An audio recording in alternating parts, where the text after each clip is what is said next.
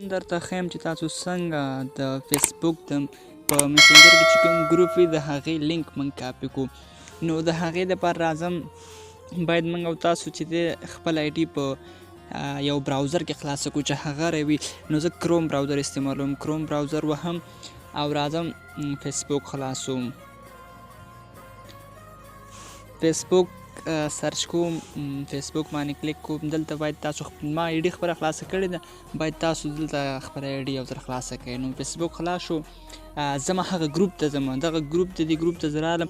دې ګروپ ته تاسو رالی پاس په سرچ بار باندې تاسو بیا کلیک وکړئ. چې تاسو کله کلیک وکړو نو دې غاړه کونج کې دا پنسل نشان چې دی په دې به تاسو کلیک کړئ. چې په دې کله تاسو کلیک وکړو دې خوا بیا د کاپي نشان درکوي، دا کاپي نشان به ووهئ. همدومره کار بس دا زموږ ستاسو د ګروپ لینک دی دا کاپي شو. دا چې اوس تاسو هر یو کس ته غواړئ چې ور ویلېږئ نو هغې ته تاسو ته لیږلی شوی او هغه دې ګروپ ته په دې طریقه باندې راتللی شي.